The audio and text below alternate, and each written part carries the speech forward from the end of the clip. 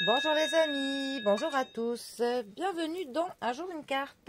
Nous sommes aujourd'hui le dimanche 24 mars. Alors j'espère que vous allez bien, que vous passez un bon week-end. Pour ce dimanche, j'ai opté pour le tarot de Dracula. Bon, alors il a un design assez particulier. À le voir, on a un peu l'impression que même les cartes positives sont atroces. Mais bon.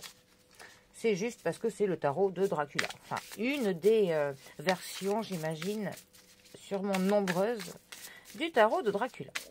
Alors, cher comte Dracula, qu'avez-vous à nous annoncer pour ce dimanche?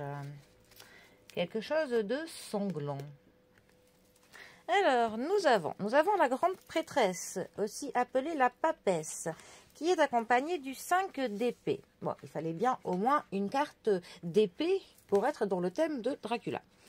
Alors, la grande prêtresse, aussi appelée la papesse, qui est la deuxième arcane majeure du tarot. Elle représente la consultante en deuxième position quand l'impératrice ne sort pas. C'est vraiment une carte qui est très mentale, très introvertie. C'est une carte qui va nous parler vraiment de notre monde intérieur. C'est une carte qui pourrait nous parler d'une femme qui est cultivée, mais qui est un petit peu timide, qui est renfermée, qui n'ose pas en fait se mettre sur le devant de la scène, qui n'a peut-être pas forcément confiance en ses capacités, spécialement ses capacités mentales, ses connaissances, alors que c'est tout le contraire. C'est vraiment une femme qui est très instruite, très intelligente, très dans la compréhension, une femme plutôt patiente.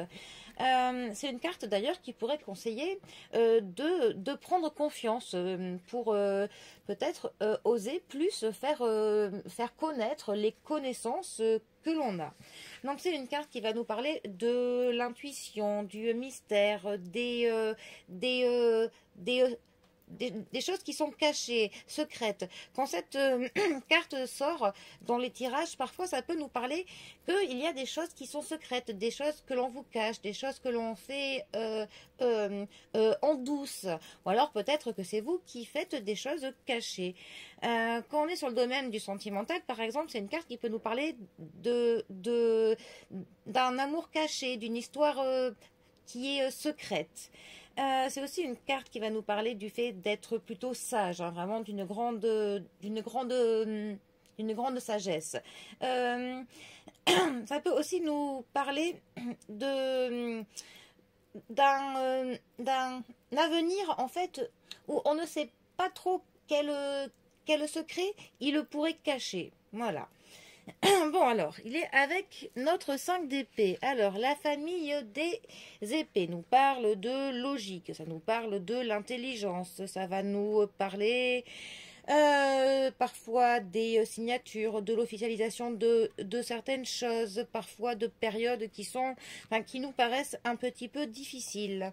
Le 5 d'épée, lui, il va nous parler pour le coup, soit d'une victoire, soit d'une défaite. Ça peut nous parler d'un esprit qui est sportif, que l'on appelle. Mais ça peut aussi parler de l'humiliation, de l'agression, ou alors d'une victoire à la Pyrrhus que l'on appelle ce qu'on appelle à la Pyrrhus, en fait, c'est le fait que l'on gagne, mais qu'en fait, on ne le mérite pas, finalement. Ça a été, soit parce que ça a été tronqué, trop facile.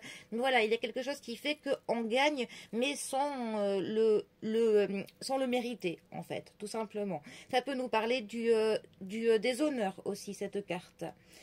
Alors, ces deux cartes ensemble, que peuvent-elles nous dire?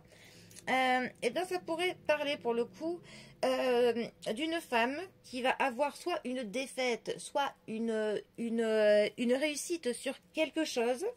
Mais ça pourrait peut-être dire, parce que vu que c'est la papesse, ça pourrait dire qu'une femme, en fait, va remporter, va gagner quelque chose, mais qu'elle va avoir ce qu'on appelle le syndrome de l'imposteur. Elle va penser qu'elle ne le mérite pas. Sauf que, en fait, si, il faut juste qu'elle se sépare de ce syndrome de l'imposteur. Hein. Beaucoup de personnes l'ont. Et c'est vrai qu'ils ont toujours tendance à croire qu'ils ne méritent pas, qu'ils sont moins méritants que les autres, que parfois ils ont leur place professionnelle par le pur hasard, que ça n'a pas été grâce à leur